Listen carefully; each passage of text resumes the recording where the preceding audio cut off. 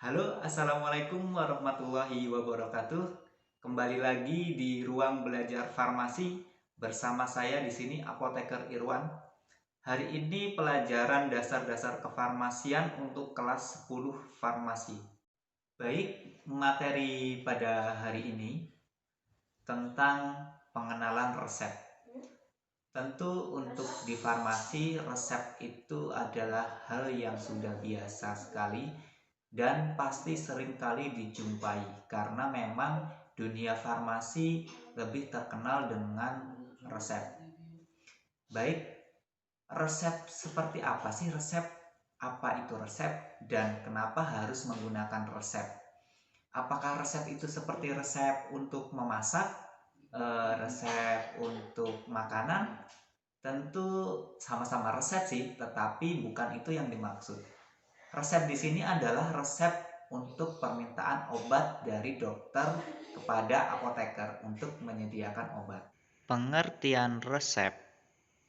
Oke, secara umum definisi resep yaitu adalah permintaan tertulis dari dokter umum, dokter gigi maupun dokter hewan kepada apoteker untuk menyiapkan obat sesuai yang diminta. Jadi sebenarnya resep sendiri itu adalah permintaan tertulis. Jadi kalau tidak tertulis itu namanya bukan resep. Kalau untuk resep makanan, resep memasak juga tertulis itu merupakan resep tetapi bukan resep farmasi. Pengenalan resep. Baik, untuk materi pengenalan resep hari ini kita akan membahas tentang screening resep. Screening resep yang akan kita bahas yaitu tentang pengenalan untuk cara men-screening resep. Screening resep sendiri itu dibagi menjadi ke dalam 3 bagian utama. Yang pertama adalah persyaratan administrasi, yang kedua adalah persyaratan farmaseutis, dan yang ketiga adalah persyaratan klinis. Untuk tingkat SMK, kita akan membahas yang pertama terlebih dahulu. Jadi, untuk hari ini kita khusus membahas tentang persyaratan administrasi. Baik, seperti apakah persyaratan administrasi dan contohnya apa? Mari kita simak penjelasan berikut ini. Pembahasan administrasi resep. Oke, kita bahas yang pertama.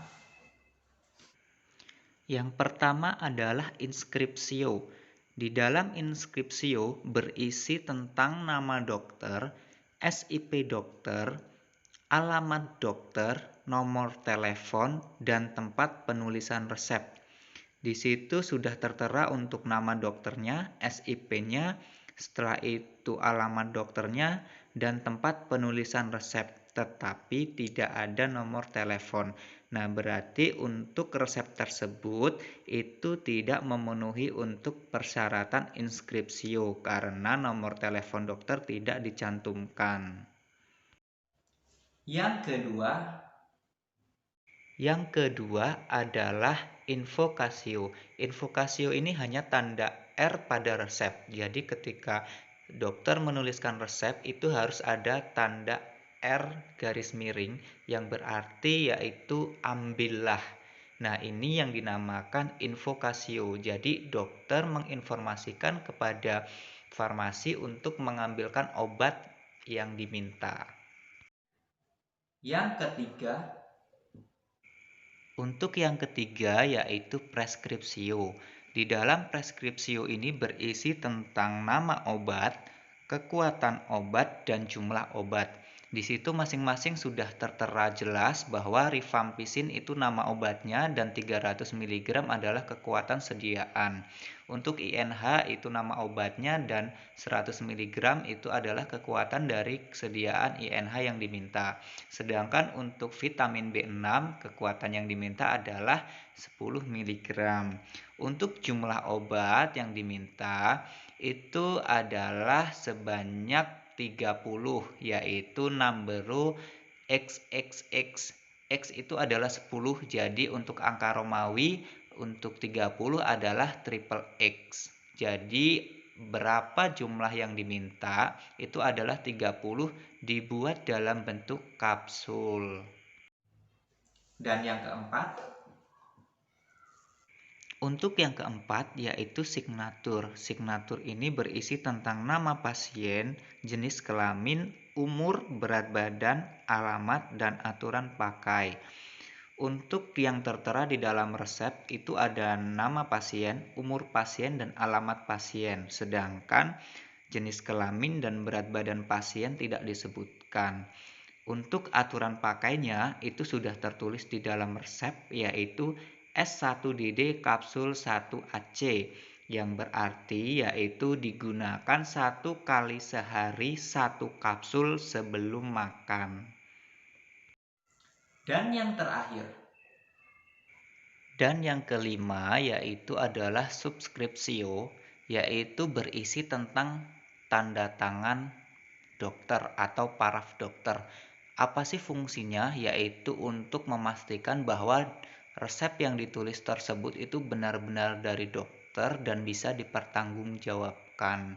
Jadi itulah perlunya untuk dituliskan atau diberikan tanda tangan oleh dokter. Selanjutnya yaitu penulisan resep. Ada yang tahu nggak sih tulisan resep itu seperti apa?